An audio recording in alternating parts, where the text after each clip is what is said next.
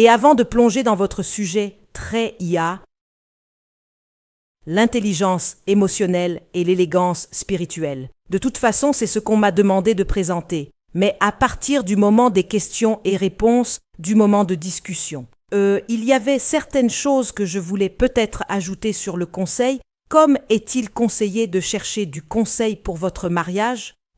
Prima d'abord, c'est en surface. Oui, c'est conseillé. Mais Dieu ne laissera jamais quelqu'un remplacer le Saint-Esprit dans votre vie. Et c'est pourquoi parfois nous avons un problème parce que oui, quelque chose comme le prophétique vient de Dieu. Mais là où le Saint-Esprit prend un congé d'absence et tout ce que vous faites, vous devez aller consulter un certain homme ou une certaine femme de Dieu. Alors je ne pense pas que Dieu soit là-dedans parce que la Bible dit que tous ceux qui sont conduits par l'Esprit de Dieu, ce sont les enfants de Dieu.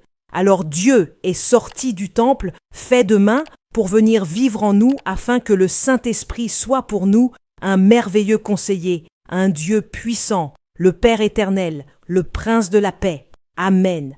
Donc, en tant que croyant, vous êtes censé avoir aussi une relation avec le Saint-Esprit.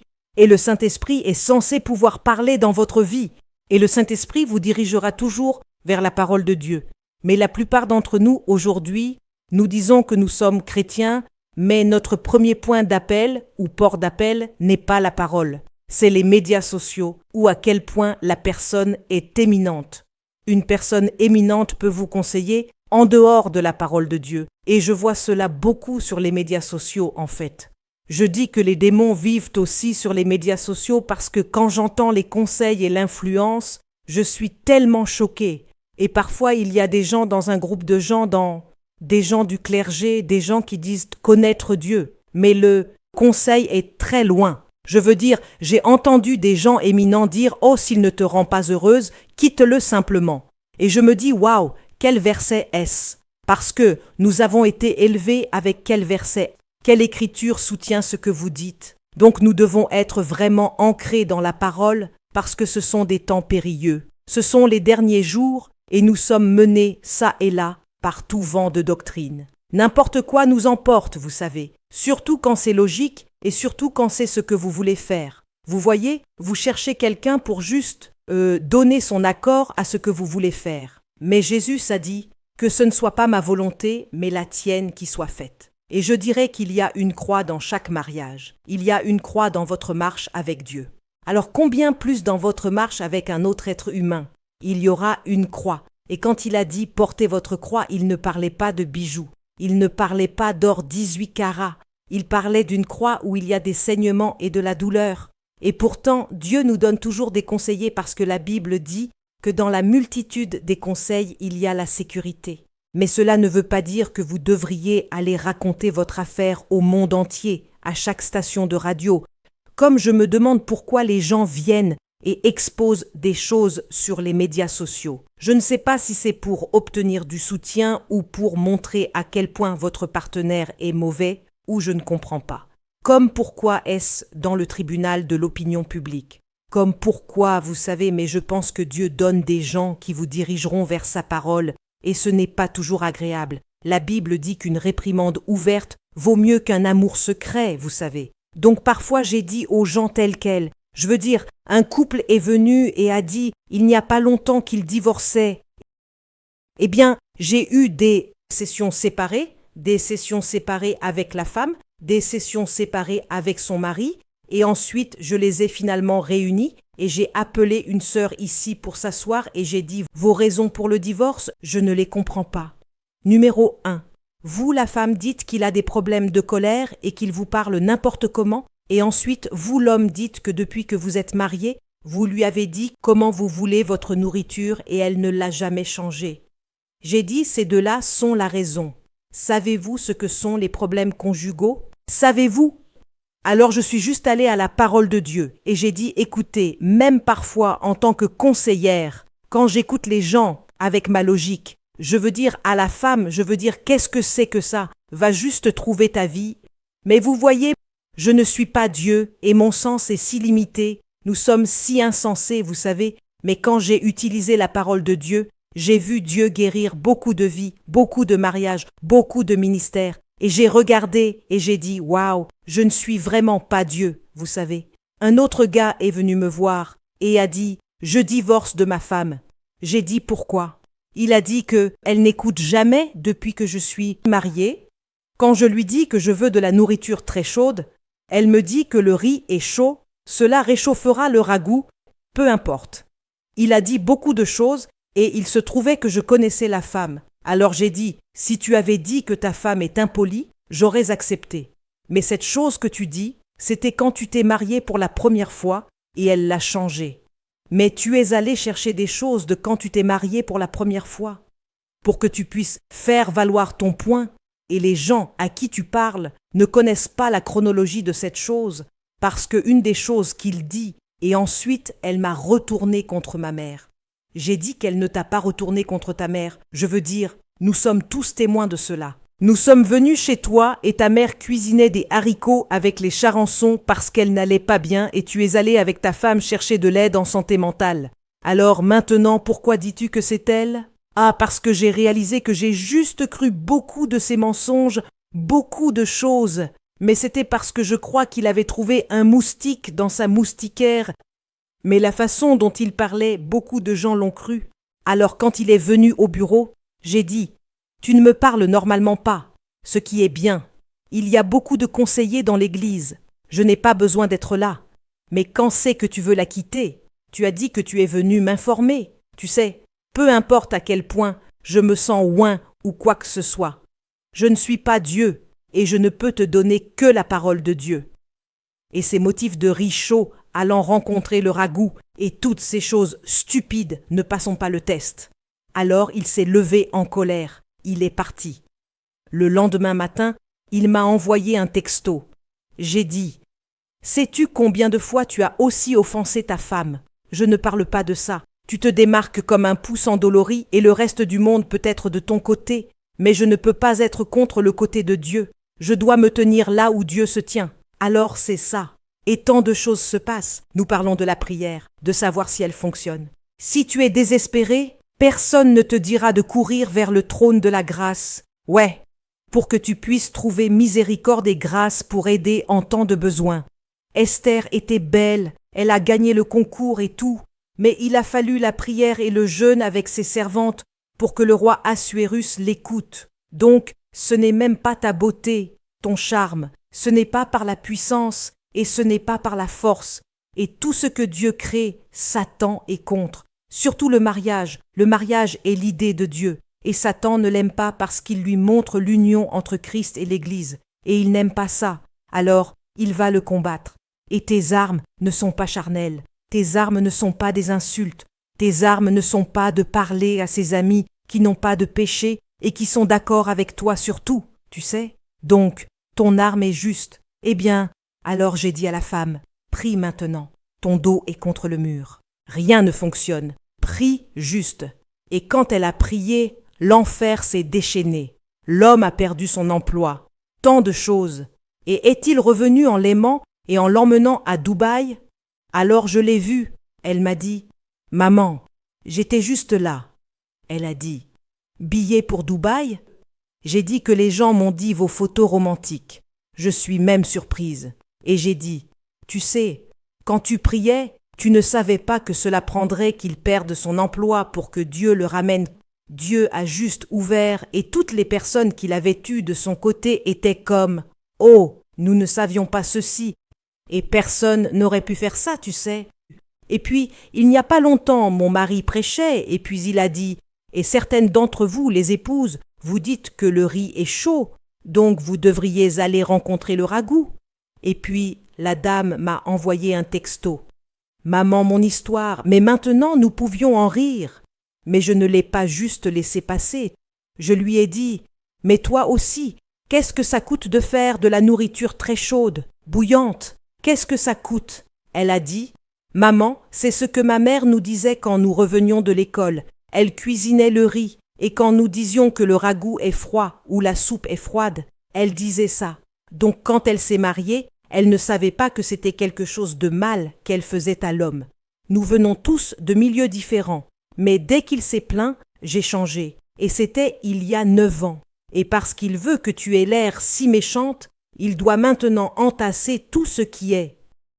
Alors je dis que la parole de Dieu est le meilleur conseiller et Dieu utilisera aussi des gens. Mais les gens doivent se référer à la parole de Dieu. Ouais, pas leurs sentiments, pas les statistiques. Les statistiques doivent s'aligner avec la parole de Dieu, pas comment tu te sens même parce que tu ne peux pas suivre tes sentiments. Tu sais, le père de Joel Osteen disait que parfois sa femme l'agaçait tellement qu'il voulait l'enfermer dans l'armoire et la laisser mourir là. Et puis, après 1 heure, lui et sa femme rient et discutent. Il dit « Dieu, merci de ne pas avoir exaucé les prières insensées. » Tu vois, alors toutes nos prières ne seront pas exaucées de cette façon. Et puis qu'est-ce que tu as dit d'autre? Donc tu as besoin d'un conseiller. Oui, mais un conseiller qui craint le Seigneur et qui n'est pas non plus dogmatique. Tu sais, certaines personnes, elles ne vont pas te donner le conseil dont tu as besoin. Comme elle a dit, la personne voulait prendre le contrôle du mariage. Tout demande-moi si tu devrais porter du vert aujourd'hui ou si tu devrais porter du bleu. Demande-moi si tu devrais aller en vacances. Les gens aiment le contrôle, mais tous ceux qui sont conduits par le Saint-Esprit, pas par le contrôle des hommes. Donc, nous devons savoir où tracer la ligne. Et puis aussi, certaines personnes, quand tu te confies à elles, tu l'entendras sur Joy News, Joy TV. Donc, tu devrais choisir tes conseillers sagement, mais choisis quelqu'un qui craint Dieu, qui aime Dieu. La Bible dit en divisant correctement l'Écriture. Ce n'est pas tout le monde qui cite l'Écriture et divise correctement. Tu sais, j'entends des gens prêcher. Moi, j'ai divorcé de mon mari environ 5 fois et il revient toujours me supplier et peu importe. Si tu as divorcé de lui environ 5 fois et ensuite Dieu t'a convaincu, c'est mieux que tu aies cédé parce qu'il est venu te supplier, pas parce que tu craignais Dieu. Je ne sais pas si tu comprends. Et puis qu'est-ce qu'il y avait d'autre? Vos problèmes sexuels. Dieu nous a créés hommes et femmes. Et tant qu'il vit, un homme ne changera jamais. Et donc, ce n'est pas toi qui viens maintenant changer un homme pour retirer certaines de ses hormones et le rendre comme toi, et le rendre aussi compréhensif et aussi conciliant que toi. Nous disons dans notre conseil matrimonial que les hommes sont comme des ampoules. Dès que tu l'allumes, ça s'allume. C'est pourquoi la plupart d'entre eux peuvent coucher avec quelqu'un qu'ils ne connaissent pas. Une photo de femme chinoise sur la route près du feu de circulation. Où connais-tu? Mais nous sommes orientés vers les relations. Nous devons te connaître.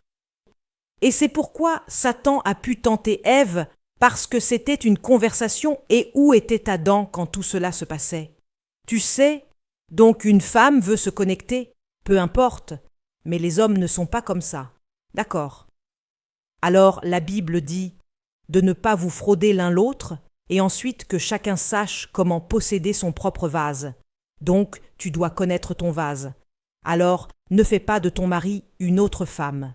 Et parfois quand nous avons des discussions, nous voulons avoir l'empathie et la compréhension qu'une autre femme a, ce qui ne ressort pas toujours de cette façon parce que hommes et femmes, il les a créés.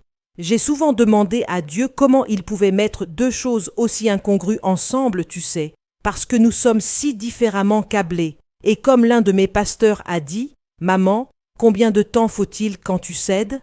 Combien de temps? C'est ta réunion de l'ONU, c'est 45 minutes. » Et aussi, comme le révérend m'a dit, il a dit que nous, hommes de Dieu, notre lit est un. Nous n'avons pas un lit à Rome, un pain à Cotobabi, un fardeau. Dieu dit que nous devons être fidèles à une seule femme et ce n'est pas facile de cette façon. Alors ensuite, quand cette seule femme te fait aussi beaucoup marchander. Je veux dire, j'avais une amie, elle disait à son mari, « D'accord, si c'est ce que tu veux, va éteindre les lumières rapidement, sinon je vais changer d'avis. » Et quand son mari dit, « Oh chérie, nous pouvons... » alors ses enfants frapperont à la porte. Elle dira, « Les sauveteurs sont venus me sauver. » Tu sais, mais c'est parce que tu penses que tu possèdes ton corps. Mais la Bible dit que ton corps appartient à ton mari et le corps de ton mari t'appartient. Et c'est pourquoi certaines d'entre vous, les épouses, vous dormez la nuit et quand votre mari est en sa main, vous dites « Qui est-ce » C'est arrivé à l'un de nos pasteurs et il a dit « C'est un voleur armé. Qui d'autre est dans la chambre avec toi ?» Une autre personne a dit « Quelle absurdité !» Donc, parce que tu as cette notion que ton corps t'appartient, c'est comme quelque chose que tu partages. Mais si tu crois la Bible que ça ne t'appartient pas, si ce téléphone ne t'appartient pas, et que je dis donne-moi mon téléphone, tu me le donneras rapidement. Donc honnêtement, tu as besoin de beaucoup de renouvellement d'esprit dans le mariage, et le mariage est un travail difficile. Si quelqu'un t'a trompé, elle m'a dit que tu avais un temps sur ce que tu aurais aimé savoir avant ou peu importe ce que c'était. Tu pensais que le mariage était une lune de miel tous les jours. C'est un travail très difficile et donc nous devons renouveler nos esprits à ce sujet. Donc si ton mari te demande, tu sais que ce n'est pas pour toi. Tu es plus conciliante et plus acceptante.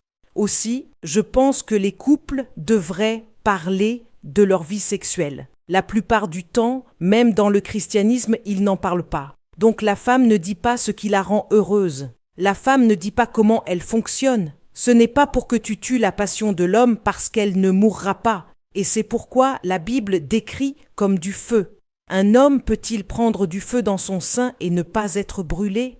C'est du feu. Alors pendant que tu dis non, quand il va au bureau, la secrétaire est très disposée, et même quand il ne veut pas, elle est très séduisante, y compris les membres de l'Église, tu sais. Donc Dieu a une certaine sagesse qui dit ne fraudez pas, mais il n'explique pas toujours parce que ce point 1, point 2, point 3, c'est pourquoi la Bible dit fais confiance au Seigneur de tout ton cœur et ne t'appuie pas sur ta propre intelligence. Notre propre compréhension se met tellement en travers du chemin, tu sais. Donc, quand tu dis que tu es malade, la personne sait que ce n'est pas une maladie chronique, mais dans mon église, les hommes disent que les femmes ont une maladie chronique qui arrive à 22 heures. Et c'est parce que nous sommes aussi câblés différemment, tu sais. Donc, tu devrais expliquer à ton mari « Je ne suis pas une ampoule ». Donc, nous avons de beaux rapports sexuels dans notre conseil matrimonial et ensuite des rapports sexuels agréables. Maintenant, laisse-moi te demander, quand tu es fatigué, tu es malade, fournis-tu de la nourriture? Excuse-moi maman, fournis-tu de l'eau? Parce que Proverbe 5, je crois, dit « Bois de l'eau de ton propre système et qu'il n'y ait pas d'étranger avec toi. » Tu comprends? Et mon mari aime prêcher ce verset. Et puis il a demandé aux frères « À quelle fréquence buvez-vous de l'eau ?» Et ils chantent en chœur « Tous les jours, évêque, tous les jours !» J'ai une dame qui est missionnaire, elle est si puissante. Elle dit juste à son mari « Bénis-moi » et elle a dit « Maman, combien de temps ça dure? Après la bénédiction, je suis libre. » Renouvelons nos esprits et ayons un esprit positif à ce sujet, mais discutons aussi de nos besoins et de nos différences. Tu sais, parce que si c'est tous les jours, c'est un devoir, c'est aussi un fardeau pour la femme.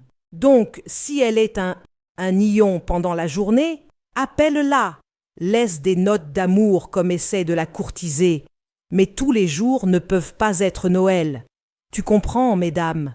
Alors, s'il vous plaît, acceptez que Dieu les a créés hommes et femmes et il est une ampoule et tu es un fer à repasser.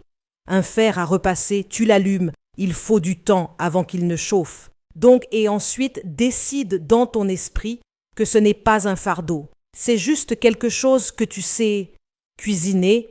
Tu peux avoir un chef, tu peux avoir un traiteur pour cuisiner, mais ce devoir-là, Dieu ne semble pas l'avoir partagé. Tu vois, une fois, un membre d'église, et puis la fille se plaignait et la mère a dit « Pourquoi te plains-tu qu'il couche avec d'autres personnes ?» Mais c'est un esprit très mondain. Dieu dit que, alors avant de dire oui, pense-y. Tu vas avoir des nuits blanches quand tu as sommeil, c'est à ce moment-là que la personne pense à des choses qui ne sont même pas dans ton esprit, mais c'est parce que tu es si différente. Donc, c'est encore la croix. C'est censé être agréable, mais tu meurs. Paul a dit « Je meurs quotidiennement. Es-tu prêt à mourir à toi-même et à ce que tu veux ? Tu t'es intronisé sur le trône? Non. Jusqu'à ce que Christ soit formé en toi, Dieu n'abandonnera jamais. D'accord, donc c'est mon malade. Mais si tu es malade, tu ne te sens pas bien, ce ne sera pas la norme. Donc généralement, la personne sera d'accord avec, tu sais. Et j'ai une amie qui me dit que quand son mari est fatigué, c'est à ce moment-là qu'elle va intentionnellement et dit non, ça doit être maintenant pour qu'il y ait un équilibre. Mais alors, ce qui la surprend, c'est que même quand il est malade, il va quand même se lever. Et quand je demande aux frères, ils disent que mais c'est ce qui soulage la tension. Une femme n'utilise pas le sexe pour soulager la tension. Une femme utilise le sexe comme une expression de « elle est heureuse ».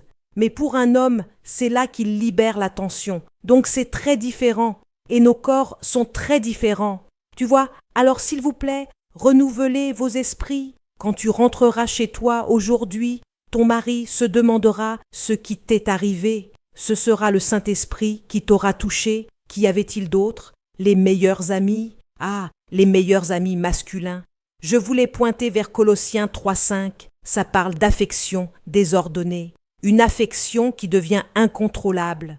Et comme notre sœur a été amenée à parler sous la contrainte, je pensais que tu avais une si merveilleuse contribution et tu es silencieuse. De toute façon, donc, affection désordonnée, comme elle l'a dit, ça ne commence généralement pas comme ça, mais ça peut devenir incontrôlable. Et il y a quelques années, j'ai lu un livre sur l'adultère émotionnel. Donc, tous les adultères ne sont pas que vous allez coucher, mais certains besoins qui doivent être satisfaits par votre partenaire sont maintenant satisfaits par le sexe opposé dans un autre espace. Et ce n'est pas sain parce que quand vous rentrez à la maison, vous êtes déjà comblé émotionnellement. Par conséquent, votre connexion avec votre partenaire n'est pas la meilleure ou la plus grande, tu sais. Et le monde a inventé un terme appelé « épouse de travail ». Et c'est si populaire. Il a dit « Oh, mari de travail, femme de travail ». Et il y a quelques années, une dame m'a appelé, une femme de pasteur éminente m'a appelé et a dit « Maman, je travaille dans le monde de l'entreprise. Mon mari est si occupé à être pasteur, il n'a pas de temps pour moi. Et il y a ce monsieur avec qui je partage un bureau. Maman, dès que j'arrive, il dira « Oh, j'ai pensé que tu aimerais des sandwichs, alors je t'en ai acheté. » Et je veux dire, ça touchera juste son cœur, tu sais. Et puis à l'heure du déjeuner, il dirait d'avance « Oh, qu'est-ce qu'on fait pour le déjeuner aujourd'hui ?» Et si elle dit « Oh, je ne sais pas », et elle a réalisé qu'au fur et à mesure que la relation avançait, elle était attirée, tu sais, et elle est devenue plus critique envers son mari. Pendant ce temps, ce mari gagnait des âmes et ne savait pas ce qui se passait. Mais elle criait à l'aide. Alors elle a dit « Alors que puis-je faire ?» J'ai dit « Si c'est possible, demande qu'il te relocalise dans un autre bureau si c'est possible. Dis juste « Oh, je pense que j'ai besoin d'un changement de bureau et son organisation était grande. Peut-être qu'ils accorderont cela. Et ensuite aussi, tu dois couper les liens émotionnels. Parfois, une rupture émotionnelle te brise le cœur. Parfois, ce n'est même pas romantique, mais c'est émotionnel. Peut-être que parfois, tu es même attaché à ton aide domestique ou à ta nounou et tu as un effondrement émotionnel quand la personne part parce que tu es attaché, tu sais. Alors pleure ce que tu dois pleurer, mais tu dois le laisser partir. J'ai dit que tu dois le mettre sur l'autel parce que ça satisfait un besoin, mais ce besoin devrait être satisfait par ton conjoint. La même chose s'applique aux hommes, et comme elle disait, ils ne pensent pas qu'ils devraient couper quoi que ce soit, tu sais. Et aussi, c'est comment nous le communiquons aussi, parce que je vais y venir. Notre jalousie. La jalousie va de l'avant. Alors, nous exprimons la jalousie plus que le sentiment et la compréhension que nous devrions exprimer, tu sais. Et s'ils travaillent avec une personne, les hommes regardent l'efficacité, ce que la personne livre, comment elle aide son travail à avancer, et tout ça. Tu dis qu'elle devrait la couper, pourquoi vraiment? Parce qu'ils trouvent de l'expression dans leur travail. Tu comprends? Alors tu dois venir d'un point de négociation comme Esther et Abigail. Ce que je pense que je vais toucher, un point de négociation, pas un point d'émotionnalisme. Pourquoi je dis ça? Dans la Bible, quand tu regardes Sarah, elle a vu Ismaël se moquer d'Isaac. Elle a vu Ismaël se moquer et puis elle est allée dire à Abraham, « Le fils de cette femme liée ne sera pas héritier avec mon fils. Chasse-la. Elle ne restera pas ici. » Mais Dieu est allé parler à Abraham et a dit, « Écoute la voix de Sarah ta femme. » Et Dieu a expliqué, a dit que mon alliance est avec Sarah et non avec Ismaël. Mais tout ce que tu as dit sur Ismaël, je ferai de lui une grande nation.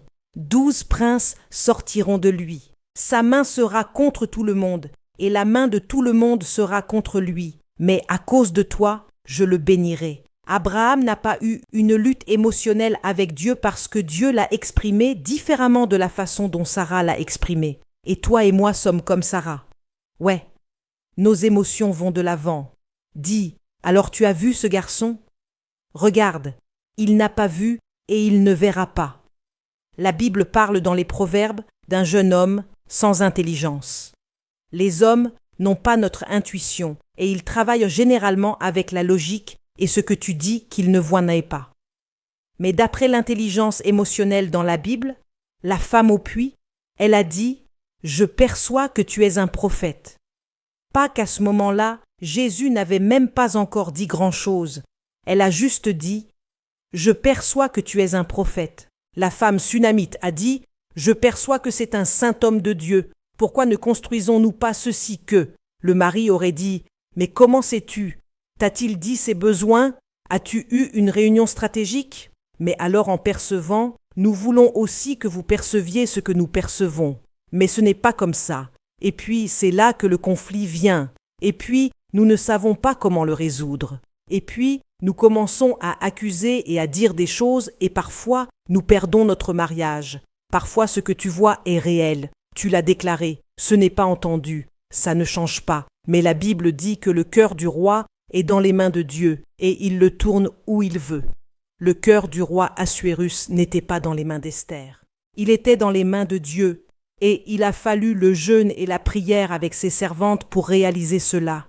Alors beaucoup d'entre vous, c'est pourquoi la Bible a écrit ce verset. Ce n'est pas par la puissance, parce que tout est par la puissance, une action affirmative, et tu es une femme du millénaire. Et en ce qui te concerne, tu n'es pas comme nos mères. Et en ce qui te concerne, tu es quoi? Peu importe, mais deviens une femme de la parole et deviens une femme de prière parce que tu gagneras beaucoup de tes batailles à genoux et certaines des batailles que tu ne gagneras peut-être même pas. Mais Dieu te donnera la maîtrise de soi et la capacité de supporter. Dis Amen. La Bible parle de comme la capacité de tenir bon, d'endurer. Endurer signifie que ça ne disparaît pas, mais tu endures. Et tu seras surprise des choses que tu peux traverser. Pas que tu deviennes comme l'autruche proverbiale et que tu enterres ta tête. Mais tu vois, quand tu es plus jeune, les choses que tu penses qui comptent dans le mariage, quand tu regardes en arrière, tu ris. C'était une telle perte de temps. Beaucoup de choses sont une perte de temps. Mais tu ne le croiras pas parce que tu es jeune et tu as beaucoup d'opinions, tu sais, mais c'est Dieu qui te donnera la sagesse et te montrera les ficelles. D'accord ? Alors je ne pense pas que ce soit sain d'avoir un meilleur ami masculin. Mais si tu as quelqu'un qui, disons, te montre de la gentillesse, peu importe, fais entrer ton mari. En droit, nous avons l'éthique parce que beaucoup de clients tombent amoureux de leurs avocats et beaucoup de clients tombent amoureux de leurs pasteurs et de leurs conseillers parce qu'alors tu es très vulnérable.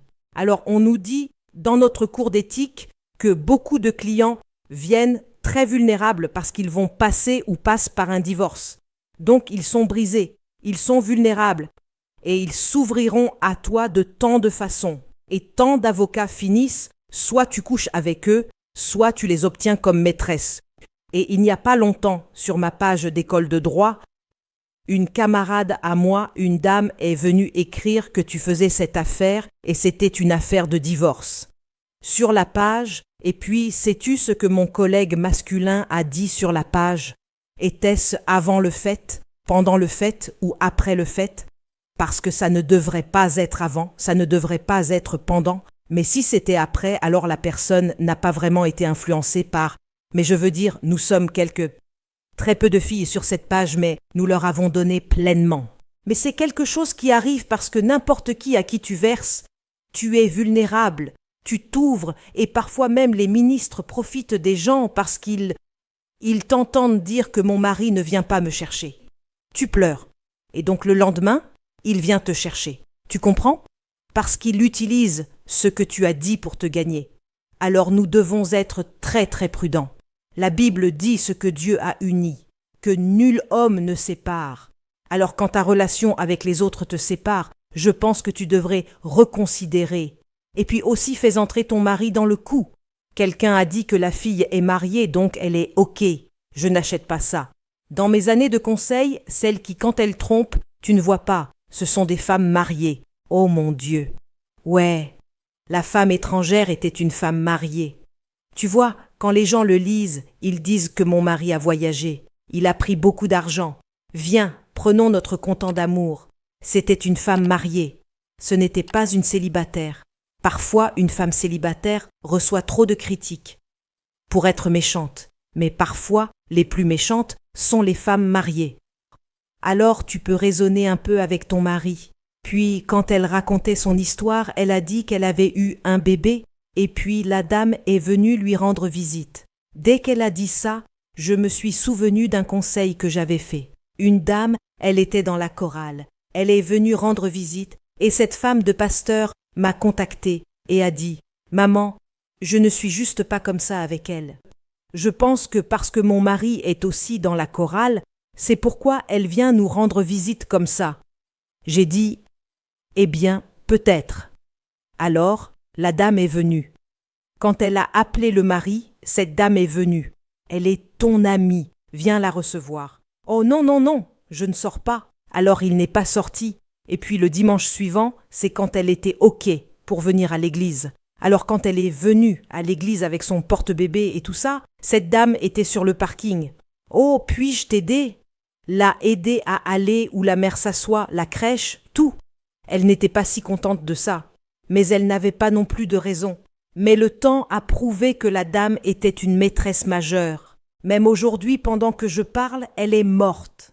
Tu vois? Alors certaines de ces choses, mais tu n'as pas non plus à maintenant prendre le contrôle et devenir un Saint-Esprit personnel pour ton mari et commencer à inspecter.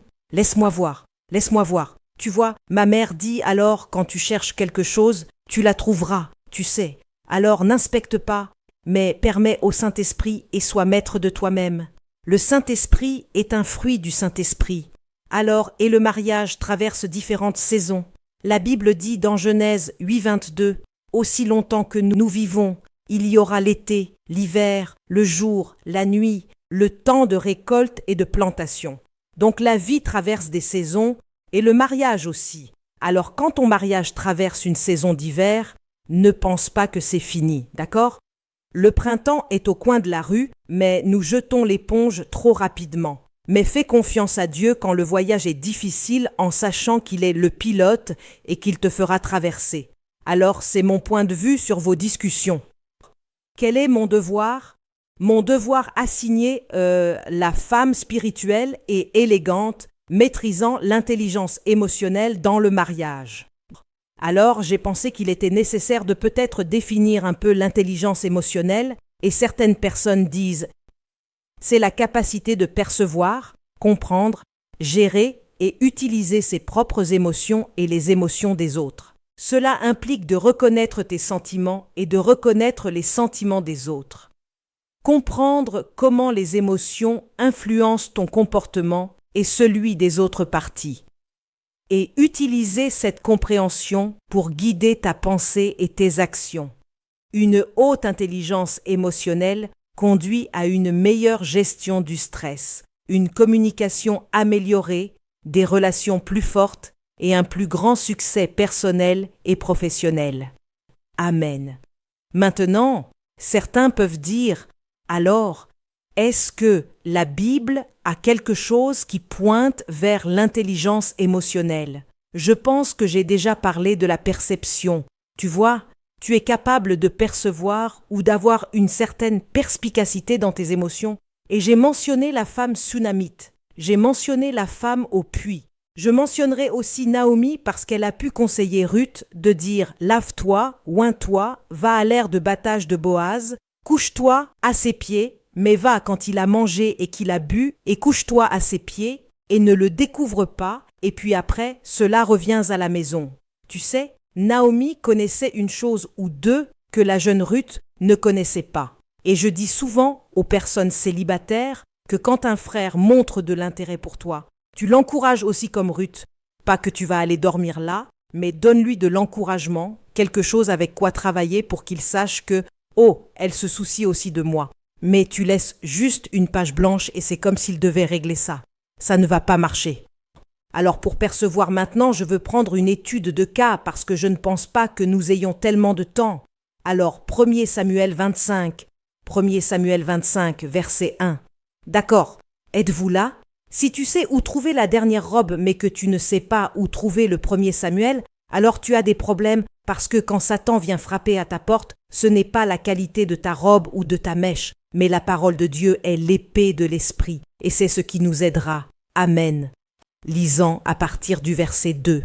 Alors David se leva et descendit au désert de Paran, et il y avait un homme à Maon dont les affaires étaient à Carmel. L'homme était très riche. Il avait 3000 moutons et 1000 chèvres. Si tu veux, il avait 3000 Mercedes et peut-être 1000 Cadillacs, parce qu'à cette époque, c'est comme ça que la richesse se mesurait. Il tondait ses moutons à Carmel. Maintenant, le nom de l'homme était Nabal, ce qui signifie insensé, et le nom de sa femme était Abigaïl, ce qui signifie belle et agréable. La femme était perspicace et belle, mais l'homme était dur et mal comporté. Il était un calébite. Je pense que je vais aller à la version King James. C'est la même chose. Mais elle était une femme de bonne intelligence et d'un beau visage. Mais l'homme était grossier et méchant dans ses actions, et il était de la maison de Caleb. Et David entendit dans le désert que Nabal tondait ses moutons. Et David envoya 10 jeunes hommes, pas 10 guerriers, pas 10 personnes intimidantes, mais 10 jeunes hommes. Et David dit aux jeunes hommes, « Montez à Carmel et allez vers Nabal, et saluez-le en mon nom, et ainsi vous lui direz à celui qui vit dans la prospérité. » Maintenant, le fait qu'un homme vive dans la prospérité ne signifie pas qu'il n'est pas un insensé.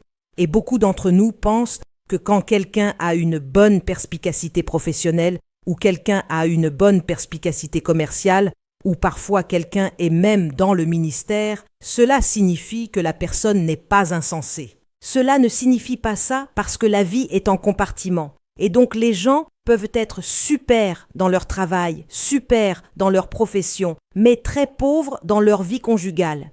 Ils peuvent être très très prospères, comme quand ils viennent te saluer. Ils te saluent dans ta prospérité. Alors ta prospérité est à un autre niveau, c'est comme ça qu'ils ont salué Nabal, tu vois. Mais la Bible dit qu'il était toujours un insensé, et souviens-toi du psaume 14, verset 1. C'est l'insensé qui dit dans son cœur qu'il n'y a pas de Dieu. Alors que la paix soit avec toi et avec ta maison, et que la paix soit avec tout ce que tu as. C'était le cœur de David. Que la paix soit avec toi, avec toute ta maison et avec tout ce que tu as. Et maintenant j'ai entendu que tu as des tondeurs. Maintenant tes bergers qui étaient avec nous, nous les avons entendus. Il n'y avait rien qui manquait d'eux tout le temps qu'ils étaient à Carmel. Demande à tes jeunes hommes, et ils te le montreront. C'est pourquoi laisse les jeunes hommes trouver grâce à tes yeux, car nous venons un bon jour. Donne, je te prie. Il ne parle pas d'une manière ayant droit. Donne, je te prie. Quoi que ce soit. Il n'est même pas difficile. Il ne dit pas « je veux des côtelettes d'agneau, des côtelettes de porc, et quoi que ce soit d'autre ». Il dit « peu importe ce que tu as dans ta main, nous sommes dans le désert. Même si c'est du cava frites, nous sommes OK, peu importe. Tu sais, au Ghana, nous appelons une plantain rôti mort-bras. Mais je me demande pourquoi, parce que c'est l'un de mes favoris. Je ne vois pas ça comme un repas de pauvres hommes. De toute façon, et il a dit « quoi que ce soit qui vienne à ta main, donne-le à tes serviteurs. » C'est comme ça que David s'est présenté. Et ton fils, David. Je veux dire, une grâce comme celle-ci. Peu importe ce qui vient avec ta main, donne-le à ces hommes qui sont tes serviteurs et ton fils David. Il est condescendant envers toi. Et quand les jeunes hommes de David sont venus, ils ont parlé à Nabal selon toutes ces paroles au nom de David et ont cessé. Et Nabal répondit aux serviteurs de David et dit « Qui est David ? Et qui est le fils de Jessé ? Il y a beaucoup de serviteurs de nos jours qui s'échappent chacun de son maître. » Il ne s'était pas échappé de son maître. Son maître le poursuivait. Devrais-je alors prendre mon pain et mon eau et ma viande que j'ai tués pour mes serviteurs tondeurs, pour mes ouvriers ? Donc ce n'était même pas comme si tu allais leur donner un festin. Mais il dit, devrais-je prendre la nourriture que j'ai préparée pour les gens qui tondent mes moutons, mes ouvriers ? et la donner à des hommes que je ne connais pas d'où ils sont?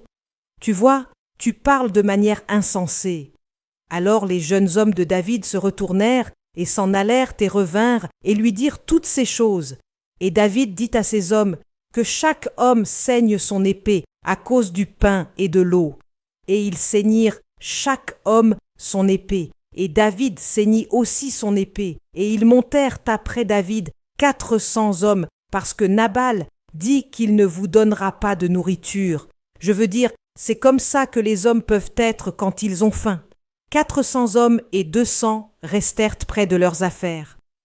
Mais un des jeunes hommes dit à Abigaïl, la femme de Nabal, disant « Voici, David envoya des messagers du désert pour saluer notre maître et il les a injuriés. Mais les hommes ont été très bons envers nous et nous n'avons pas été blessés. Nous n'avons rien manqué aussi longtemps que nous étions en conversation avec eux quand nous étions dans les champs. Ils ont été un mur pour nous de nuit comme de jour, tout le temps que nous étions avec eux à garder les moutons. Alors ils ont pris sur eux de les protéger, de vous donner une sécurité gratuite, quelque chose que vous auriez payé, des pertes que vous auriez faites, que David et ses hommes ont évitées pour vous. Maintenant donc sachez et considérez ce que vous ferez, car le mal est déterminé contre notre maître et contre toute sa maison, car il est un tel fils de Bélial qu'un homme ne peut pas lui parler. Maintenant tu te demandes comment Abigaïl s'est-elle retrouvée avec un homme aussi insensé. Soit elle l'a épousé en tant qu'incroyante, soit elle l'a épousé parce qu'elle sentait que la prospérité et le bien-être et le progrès vont ensemble, mais pas nécessairement. Oui, Abigaïl, une femme de bonne intelligence. Alors parce qu'elle a une intelligence et une perception, elle est une personne émotionnellement intelligente. Nous avons tous des émotions. Et donc la Bible dit dans 1 Thessaloniciens 5,23, entre autres choses, que tout votre esprit, âme et corps soient préservés. Soyez sanctifiés, votre esprit, âme et corps, et que vous soyez préservés irréprochables jusqu'à la venue de Jésus-Christ. Alors la Bible reconnaît que nous sommes en 3 formes. L'homme est un esprit. Il a une âme qui est tes émotions, ta volonté, ton intellect. Tout est donné par Dieu. Et puis, il a un corps. Mais certains d'entre nous, nous exerçons très bien nos facultés mentales. Et à cette époque de l'obsession pour l'éducation, nous allons beaucoup à l'école et nos diplômes sont plus nombreux que le thermomètre. Mais nous n'exerçons pas l'intelligence émotionnelle qui fait partie du royaume de l'âme de l'homme. Amen. Nous ne sommes même pas au courant du fait que nous sommes un esprit. La plupart d'entre nous pensent que nous sommes juste ici. Nous voulons juste avoir un mariage heureux, et puis nous mourrons, et nous vivons heureux pour toujours. Non, mais Dieu a dit que tu rendras compte de ta vie ici. Dieu a dit que tu es le sel de la terre. Tu es censé affecter. Tu es la lumière. Tu es censé chasser les ténèbres. Mais tout cela ne fait pas partie de notre pensée. Nous pensons juste à nos âmes et nos corps. Et donc nous passons beaucoup de temps à embellir le corps, à le rendre beau, à l'améliorer. J'ai une fois invité une maquilleuse à l'église. Elle a dit « Eh madame, alors je dois me réveiller très tôt parce que moi, je prends 1 heure pour dessiner mes sourcils. » Et je lui ai demandé « Alors combien de temps prends-tu pour lire ta Bible ?»« Oh madame, alors nous devons être conscients que nous sommes des hommes spirituels et puis aussi que nous avons une âme, l'intellect et avec les femmes, nos émotions sont données par Dieu, tu sais. Alors être émotionnel n'est pas mauvais parce que comment t'exprimerais-tu ? Comment connaîtrais-tu des émotions comme la peur qui te feront savoir de ne pas traverser la route parce qu'un gros camion arrive ? C'est la peur, cette même émotion. Alors l'émotion est une épée à double tranchant et est donnée par Dieu pour nous aider. Mais cette même chose peut te détruire. Amen. Et c'est pourquoi nous avons besoin d'intelligence émotionnelle. Alors Abigaïl était belle, ce qui est bien. Elle était belle dans le revêtement, mais aussi son âme était aiguisée et elle avait cette intention émotionnelle. Elle pouvait percevoir ses propres émotions. Maintenant, si c'était toi et moi, nos cœurs bouilliraient juste et diraient « c'est comme ça qu'il est ». Oh mon Dieu, cet homme que j'ai épousé est même une erreur. C'est comme ça qu'il est. Si quelqu'un est venu te demander quelque chose, et alors ce que tu feras, c'est que tu continueras à discuter avec le serviteur. et puis les armées avanceront. Mais si tu es une femme de perception et que le Saint-Esprit a aiguisé tes émotions pour te rendre émotionnellement intelligente, tu vois dans un certain royaume et cela influence donc tes actions. Alors elle n'a pas continué les potins avec le serviteur, ce que toi et moi ferions. Nous aimerions savoir les diagrammes, les photos, les scripts. Qu'est-ce qui s'est passé? Alors comment sais-tu? Alors quand sont-ils venus? Non. Et il faut une femme spirituelle pour que tes émotions soient aiguisées pour devenir intelligente. Et que dit la Bible? Il a dit que quand le serviteur a dit ça à Abigail, verset 18, Abigail se hâta. Abigail se hâta.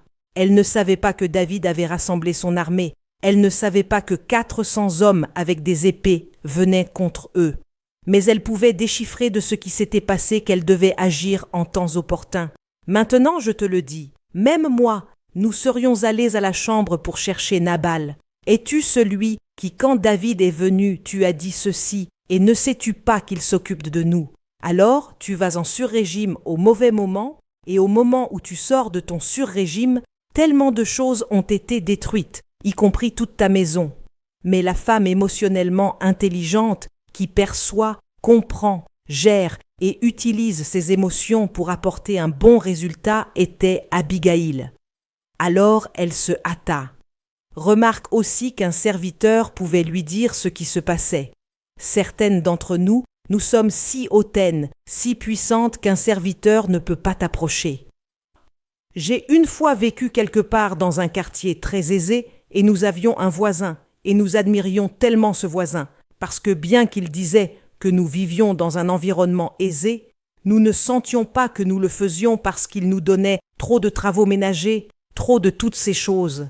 Et puis une fois, nous entendons les voisins dire au personnel domestique « Ces gens vivent dans la maison de leur père. Vous êtes ceux qui sont venus chercher du travail et un logement. » Elle a ajouté et nous étions comme « Nous n'avons pas entendu ça avant. C'est une insulte. » Et donc si tu es sur ce grand cheval, un serviteur ne peut pas te dire ce qui se passe dans les coulisses, ne peut pas te dire « Oh, d'après mon témoignage, les gens ont été bons avec nous. » Mais notre maître, nous ne pouvons pas lui dire. Mais voici ce qu'il dit. La Bible dit qu'Abigail se hâta. Parfois le timing est tout et quand tu ne te hâtes pas, tu détruis tant de choses. C'est pourquoi la Bible dit dans le livre de l'Ecclésiaste, il y a un temps pour tout, un temps pour rassembler, un temps pour disperser, un temps pour embrasser, un temps pour s'abstenir d'embrasser, un temps pour parler, un temps pour ne pas parler. Comment sauras-tu ce temps quand tu as l'intimité avec le Saint-Esprit? Amen. Et je vais te montrer comment Abigail a été guidée par Dieu. Et elle prit 200 pains avant, parce que souviens-toi, c'était un jour de fête, et 2 outres de vin, et 5 moutons déjà préparés. Certaines d'entre vous, vous savez, les gens sont dans le désert. Vous auriez pris des moutons avec la peau, et puis quand vous arrivez là-bas, ils disent « Il y a quelque chose que j'appelle les besoins anticipés, et c'est une partie de l'intelligence émotionnelle. Tu anticipes les besoins des gens que tu es appelé à servir, que ce soit ton mari, que ce soit ton invité, que ce soit un membre d'église. Qu'est-ce que je veux dire par là? Quand David était poursuivi dans le désert, la Bible dit qu'Absalom l'a chassé, lui et ses hommes. Et un homme est venu appeler Barzillai, et il a apporté un lit, des lits, il a apporté des bassins, il a apporté de la nourriture, il a apporté des bols. Certaines d'entre vous auraient dit « Ah, David, comme tu es dans le désert, quels sont tes besoins? C'est un fardeau. Tu n'es pas une aide. Tu es un propagateur de fardeau. » Mais quand tu anticipes les besoins de la personne, la femme sunamite a anticipé les besoins d'Élie. Une épouse devrait anticiper les besoins du mari, y compris les besoins sexuels. Mais il est rentré du travail, tu dis « J'ai entendu à la radio. Nous sommes tous fatigués. Nous sommes tous des gens d'entreprise. Femme écho, il a faim. Tu lui fais du thé. Besoins anticipés. Quand la personne est sortie au ministère pour se battre. Quand la personne est malmenée partout et que quand il rentre à la maison, tu le malmènes aussi parce que tu as 1000 choses qu'il devrait résoudre. Le timing est tout et c'est ce qui nous manque. La personne est venue, elle est fatiguée et c'est à ce moment-là que tu veux lui dire 52 raisons pour lesquelles il est un mauvais mari. Et quand il ne le reçoit pas, tu dis « Oh, il n'est pas enseignable !» Mais c'était juste une question de timing, de besoins anticipés. Alors, elle a préparé les moutons déjà parce qu'elle savait que ce sont des hommes affamés. Ils aimeraient manger, d'accord? Parfois, tu apportes des fruits aux gens. Ils ont voyagé et ils sont venus. Tu apportes des fruits. Tous les fruits que tu as apportés doivent être coupés avec un couteau. Et tu n'as pas mis de couteau dans le panier. Tu as apporté de l'ananas. Et puis maintenant, ils doivent appeler l'hôtel. S'il vous plaît, avez-vous un couteau en bas? Pourquoi anticiper les besoins? Vise en avance. Mesdames, tu dis que tu voyages avec une famille, tu n'as pas fait de sandwich. Anticipe les besoins et c'est une partie de l'intelligence émotionnelle. 100 grappes de raisin, 200 gâteaux de figues. Elle a pensé au dessert, contrairement aux Ghanéens quand tu manges ça. Tu ne manges pas de dessert. Et elle les mit sur des ânes. Tu sais, ses amis diront après avoir mangé, c'est comme « N'y a-t-il rien de sucré ?» J'ai dit « Qu'est-ce qui ne va pas avec ça ?» Et elle a dit à ses serviteurs « Allez devant moi, voici, je viens après vous. » Pourquoi n'est-elle pas allée devant? Parce que le cadeau d'un homme lui fait de la place.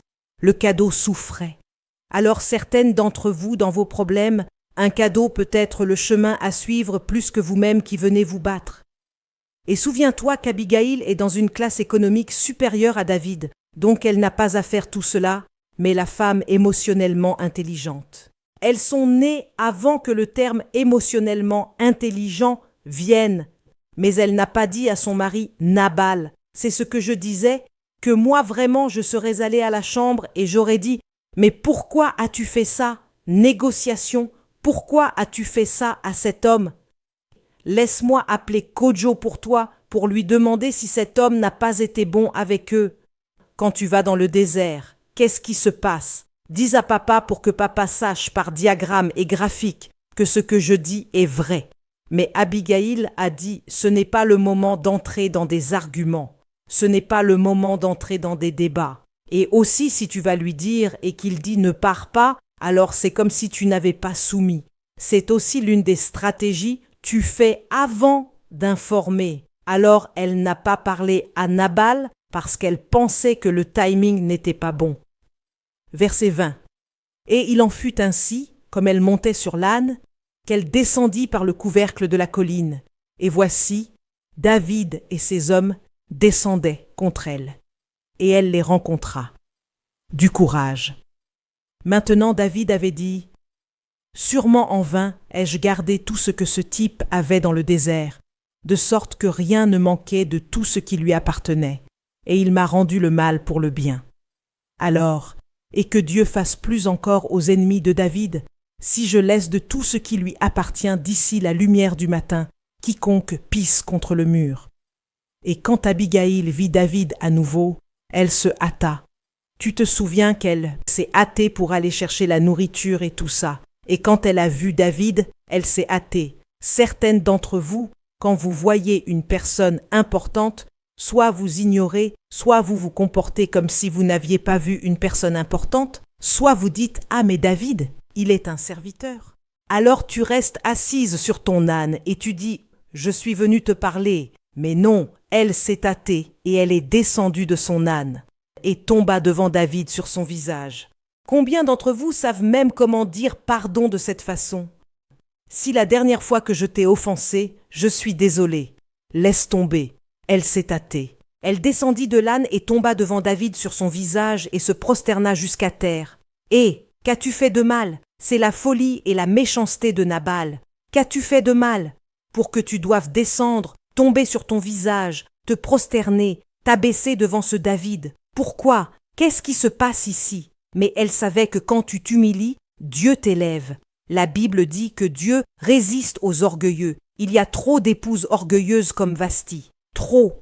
Mais il donne la grâce aux humbles. Et quand tu es humble comme ça, que perds-tu? Deviens-tu moins qu'un être humain? Si tu étais 18 carats, deviens-tu 9? Maintenant, l'intelligence émotionnelle lui a appris que si elle venait avec une attitude genre « Tu sais, David, je ne suis pas vraiment Nabal et ce n'est pas vraiment moi, mais l'homme est déjà armé, partant se battre.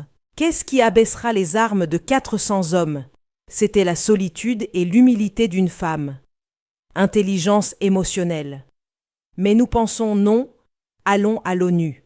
Argumentons sur la résolution 4, 5 et 6 et mettons nos choses en avant. Il y a des moments où tu dois être ferme pour faire passer quelque chose, mais bien des fois, la Bible dit qu'une réponse douce détourne la fureur. Mais nous ne pensons pas qu'une réponse douce, parce que nous avons tellement lu le droit que nous sommes habitués à la salle d'audience, à l'objection retenue. Ton mariage n'est pas une salle d'audience. Elle tomba sur son visage. Humilité prenant sur elle un mal qui n'était pas le sien. C'est toute l'intelligence émotionnelle. Elle a ressenti les émotions de David. Intelligence émotionnelle.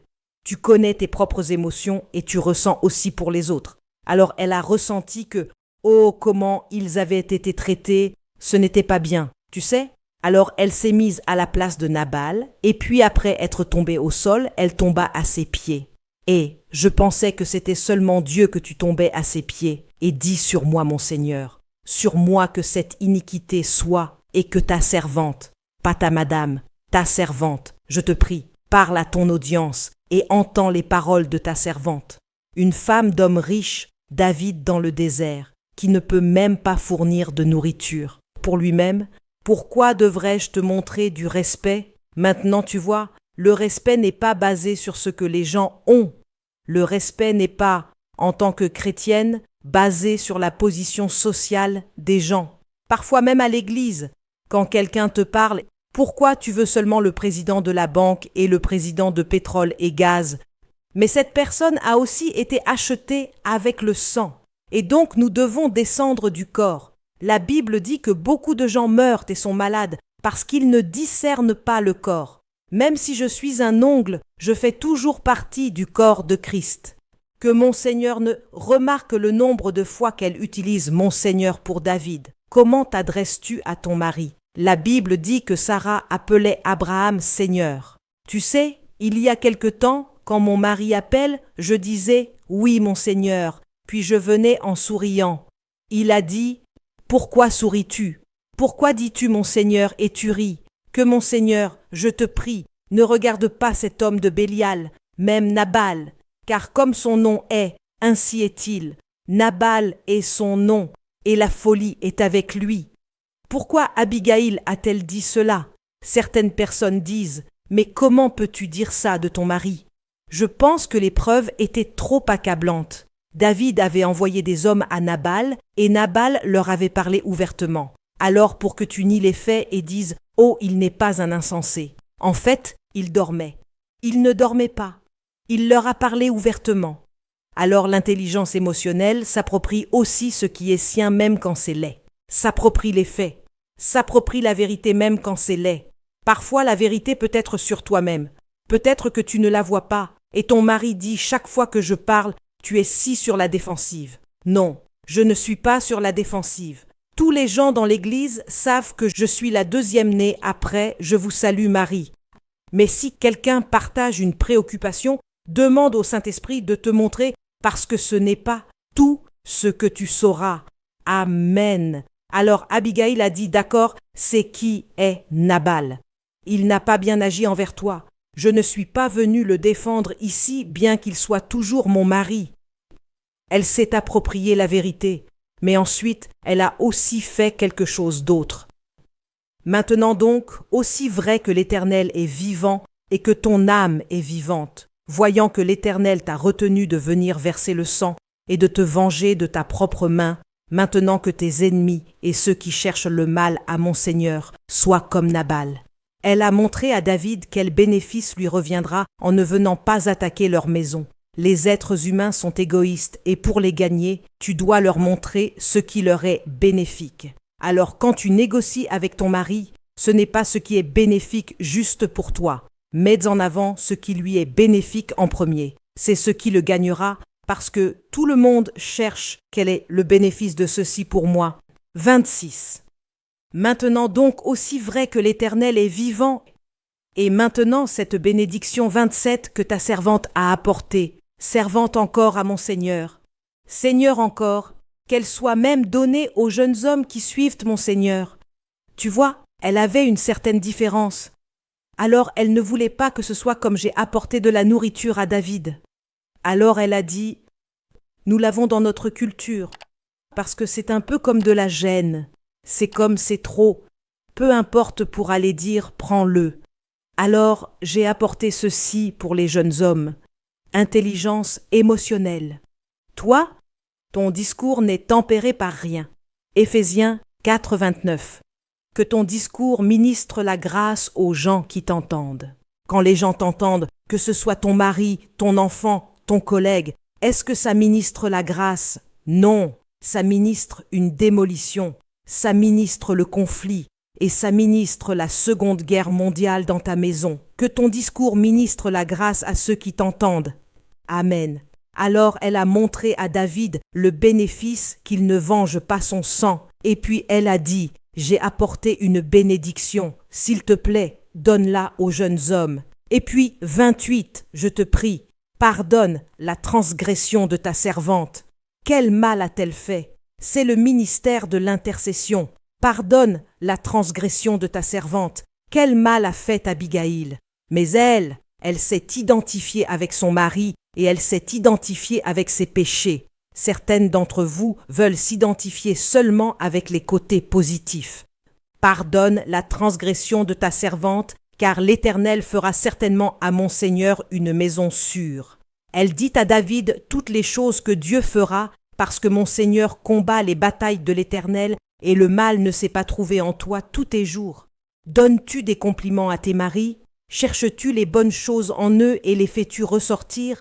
Leur dis-tu que tu peux voir que Dieu fera de grandes choses dans leur vie? Pourtant un homme s'est levé pour te poursuivre et pour chercher ton âme, mais l'âme de mon Seigneur sera liée comme Dieu te soutiendra, et les âmes de tes ennemis, il les lancera comme d'un milieu. Elle l'a encouragé. Elle a encouragé David en disant, regarde, quand tu ne te bats pas, Dieu se battra pour toi. Et regarde, tu vas vers un bon endroit. Amen. Verset 30.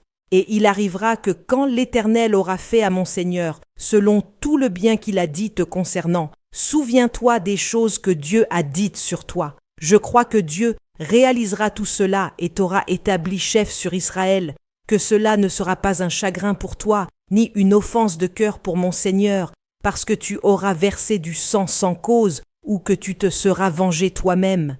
Romains 12, verset 19. La vengeance appartient au Seigneur et il rendra. Ne te venge pas toi-même, c'est ce que dit la Bible. Alors Abigaïl fait appel aux Écritures pour David, pour l'encourager. Mais quand l'Éternel aura traité favorablement mon Seigneur, alors souviens-toi de ta servante. Et David dit à Abigaïl, béni soit l'Éternel Dieu d'Israël. Elle pouvait voir son Dieu. David pouvait voir le Dieu d'Abigaïl. Ce n'était pas qu'elle a une certaine intelligence du monde. C'était soudé avec sa marche avec Dieu. Alors après qu'elle ait parlé et qu'elle ait partagé l'Écriture, laisse-moi te demander, que partages-tu? Parce que nous ne passons pas de temps avec Dieu et sa parole. Tout ce qui sort de nous est juste mondain. Nous sommes juste comme le monde. Il n'y a pas de différence. Mais c'est la parole de Dieu qui est une épée de l'esprit. Le reste des choses ne sont pas des épées. Ce sont ces tapolis que tu utilises pour l'asanka. Elles ne sont pas tranchantes. C'est la parole de Dieu qui est tranchante. Amen. Quand tu parles, est-ce que les gens bénissent le Dieu avec qui tu marches? Quand tu parles, est-ce que les gens voient ça? Oh, ces gens, cette femme, elle a été avec Jésus et t'a envoyé ce jour pour me rencontrer. Alors il bénit d'abord le Dieu d'Abigaïl et béni soit ton conseil. Conseilles-tu basé sur l'Écriture, mais quand ton mari vient te dire « Dis ce David maintenant, c'est comme ça qu'il est ». Tu vois, certaines d'entre nous, nous soutenons des causes indignes au nom d'être loyales en tant qu'épouse. Nous soutenons des causes insensées au lieu de soutenir des causes pieuses. Amen. À la fin, c'est à notre détriment. Et béni sois-tu. Alors il a béni le Dieu d'Israël. Il a béni son conseil et il l'a béni, elle, qui m'a gardé ce jour de venir verser le sang et de me venger de ma propre main. car en vérité, aussi vrai que l'Éternel Dieu d'Israël est vivant, qui m'a retenu de te faire du mal, sauf que tu es venu à temps, les choses auraient été différentes. Amen. Sauf que tu t'es hâté et es venu me rencontrer. Sûrement, il ne serait pas resté à Nabal d'ici la lumière du matin quoi que ce soit. Alors David reçut de sa main ce qu'elle lui avait apporté et dit « Monte en paix dans ta maison. Vois, j'ai écouté ta voix et j'ai accepté ta personne, mais parce qu'elle a agi avec intelligence émotionnelle, même sa personne n'a pas seulement été bénie, mais aussi acceptée. » Amen. 36 Abigaïl vint à Nabal, et voici, il tenait un festin dans sa maison comme le festin d'un roi jusqu'à Nabal. Il est émotionnellement stupide quand il s'agit d'intelligence émotionnelle. Il est juste en train d'avoir un feu, et le cœur de Nabal était joyeux en lui, car il était très ivre. C'est pourquoi elle ne lui dit rien de moins ou de plus jusqu'à la lumière du matin. Certaines d'entre vous, dans l'ivresse, vous auriez « Tu me dois d'être vivant, toi et ta maison. » Tu comprends? Nabal dit maintenant « Qu'est-ce que tu dis? » « Écoute-moi. » Mais Abigaïl savait, alors elle n'a dit ni moins ni plus. Parfois nous parlons à nos maris quand ils sont ivres, pas physiquement, mais d'une certaine manière. Ils ne sont pas prêts à recevoir ce que tu dois voir. Alors le timing est tout, la méthode est tout et le cadre est tout. Il est rentré du travail bombardé, tu dis. Moi je suis rentré du travail, je suis aussi bombardé. Alors tu sais, ce soir, sur des scores, ça n'aide en rien. Mais si tu es une femme perspicace comme Naomi a dit à Ruth, après qu'il ait mangé et qu'il ait bu et qu'il soit détendu, c'est à ce moment-là que tu peux parler. Parfois c'est à l'aube, parfois c'est à différents moments que tu dois le retenir jusqu'au moment approprié. Tu n'as pas de maîtrise de soi, c'est un média si quelque chose se passe. Je dois parler, sœur, je dois parler, je ne peux pas. Mais c'est ce qu'une femme émotionnellement intelligente fait. Alors quand elle est revenue, elle n'est pas allée commencer la Seconde Guerre mondiale. 37. Mais il arriva le matin quand le vin était sorti de Nabal, quand la folie est sortie. Parfois tu parles à ton mari, tu sais que tu ne l'as pas. Il ne comprend tout simplement pas. Il n'est pas là. Et tu lui enfonces dans la gorge qu'il devrait comprendre. Mesdames, Abigaïl a attendu qu'il ne soit plus ivre et qu'il soit sobre. Quand elle partait, elle ne lui a pas dit, mais quand elle est revenue, elle ne lui a pas non plus dit jusqu'au lendemain matin quand elle savait qu'il était sobre. Vasti se comportait avec le roi Assuérus, comme s'il n'était pas ivre, comme s'il était une personne normale, tu sais. Et je remercie Dieu pour des exemples comme Vasti parce que, quand je regarde cela, je sens que si tu es ivre et que tu m'appelles pour venir danser, je ne le prendrai pas au sérieux. Je dirai « Oh non, je devrais venir danser devant les gens », je ne le prendrai pas au sérieux. Alors, en ce qui me concerne, je ne juge pas Vasti durement parce que je sens que, quand j'utilise la logique, tu es ivre, j'ai un ministère de femmes dans l'autre maison, tu m'appelles pour venir danser, change ton style, qu'est-ce que c'est que ça? Mais quand la personne insiste, d'accord, laisse-moi juste aller voir ce qui se passe. C'était Abigaïl. Alors, jusqu'à ce que Nabal soit ivre, elle n'a pas essayé de communiquer avec lui. En temps opportun, cela montre que tu es émotionnellement intelligente. Et quand tu peux contrôler tes émotions, la Bible dit que le fruit de l'esprit est la maîtrise de soi, pas qu'une autre personne devrait venir te contrôler. Certaines d'entre vous, vous avez été contrôlées par des gifles et des coups. Je ne dis pas que c'est correct. Ça semble être le seul moyen. Tu seras silencieuse. Mais ça ne dit pas contrôle des autres. Ça ne dit même pas télécommande. Et le Saint-Esprit demeurant en nous, c'est ce qui nous donne le pouvoir d'être maîtres de nous-mêmes. Amen. Alors tu sais comment contrôler tes émotions. Émotions de colère, émotions de jalousie, émotions de douleur et de blessure. Certaines d'entre nous sont menées par les offenses. Quand quelque chose nous blesse, le Saint-Esprit sort par la fenêtre. La Bible dit que tous ceux qui sont conduits par le Saint-Esprit, mais ça devient tous ceux qui sont conduits par leur douleur, tous ceux qui sont conduits par l'offense. Et selon la profondeur de la douleur, tu causeras la ruine de tout. Mais la douleur ne devrait pas te conduire. Les émotions ne devraient pas te conduire. Et c'est pourquoi nous avons besoin d'intelligence émotionnelle. Tu vois, Quand David est allé à la bataille dans 1 Samuel 30 et qu'il est revenu, ils avaient pris leurs femmes, leurs enfants. Les villages avaient été pliés et les gens ont raisonné entre eux. Ils ont pleuré, ils ont tous élevé leur voix et ils ont pleuré. Mais la Bible dit que David a pleuré jusqu'à ce qu'il n'y ait plus de larmes.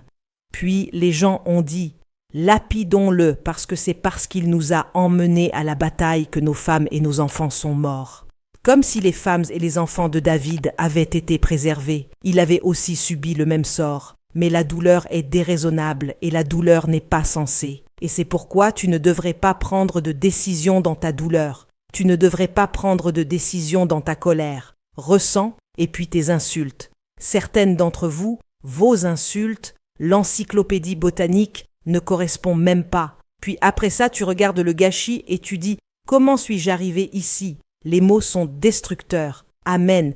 Et si tu peux retenir cette douleur, tu reconnais tes émotions, mais tu les utilises aussi de la bonne manière et puis tu les gères pour les amener à un résultat désiré. C'est l'intelligence émotionnelle. La colère te détruira, la dépression.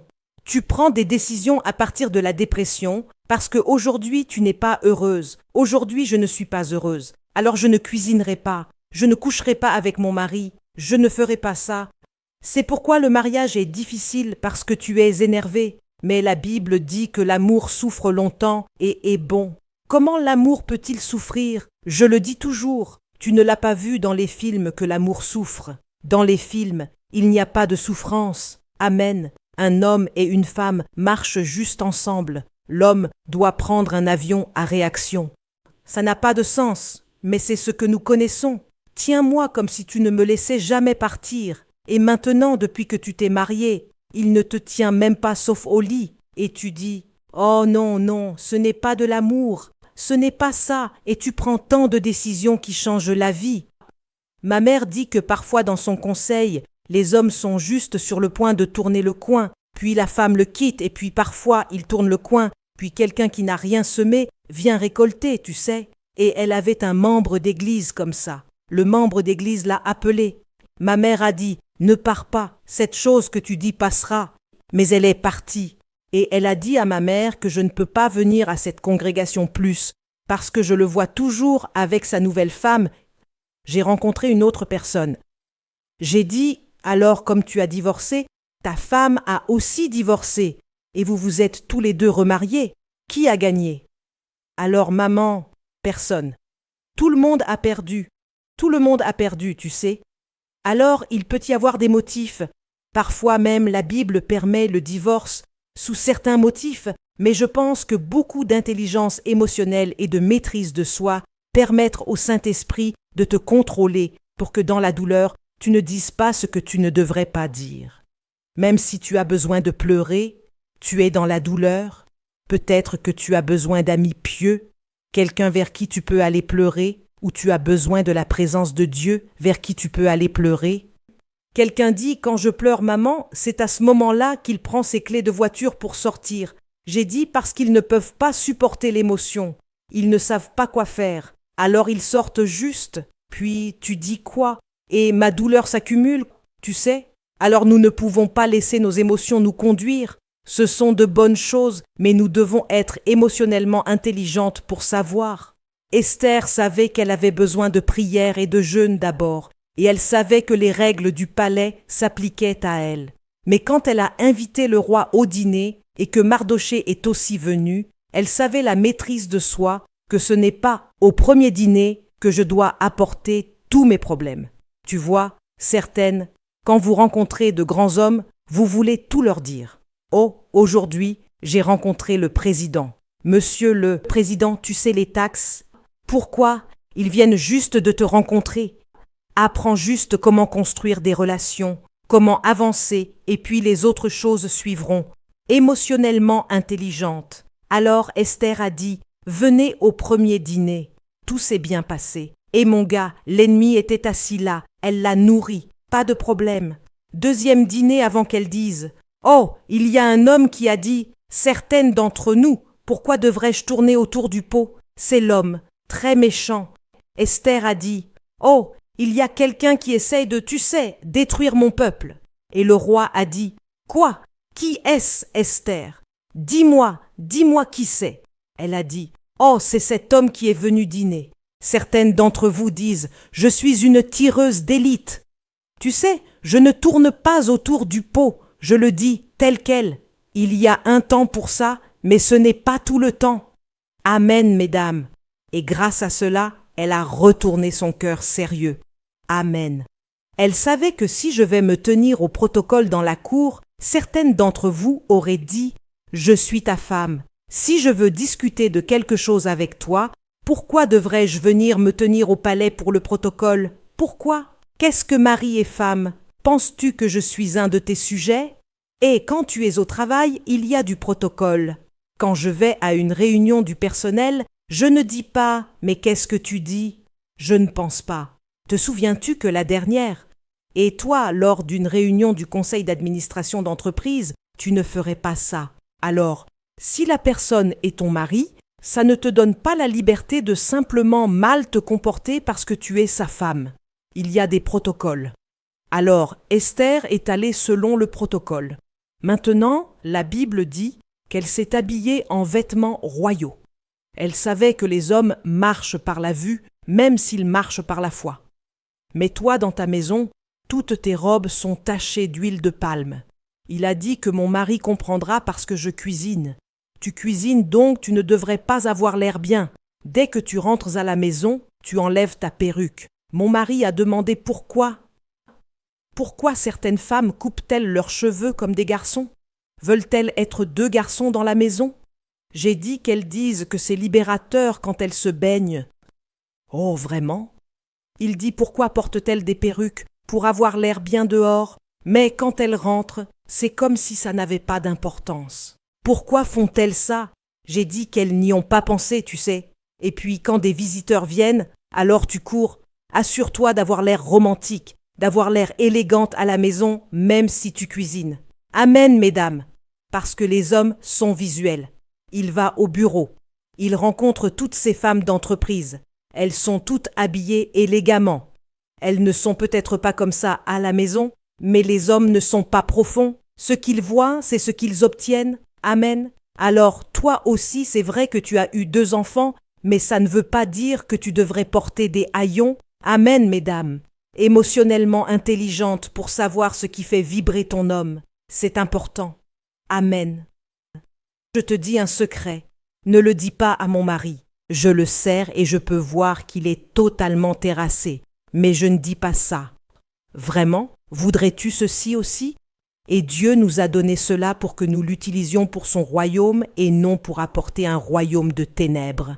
Alors il y a tant d'exemples, mais je pense que je voudrais m'arrêter ici maintenant. Comment acquérons-nous cela? Souviens-toi que le Saint-Esprit, j'ai dit, est un merveilleux conseiller. Le Saint-Esprit veut être intimement impliqué dans ta vie. Et je peux dire avec assurance que le Saint-Esprit parle vraiment. Je sens que le Saint-Esprit me parle vraiment tellement, mais de manière très silencieuse que parfois je ne sais même pas entre ce qui est normal et ce qui est le Saint-Esprit. Alors maintenant ma prière est « Laisse-moi être alerte pour savoir que c'est toi » et ça vient avec l'intimité avec Dieu. Amen, mesdames, nous devons cultiver l'intimité avec Dieu parce que quand tu marches avec Dieu pendant un moment, après un moment, tu seras familière avec sa voix. Souviens-toi qu'Hébreux 4.12, eh bien, c'est la parole de Dieu.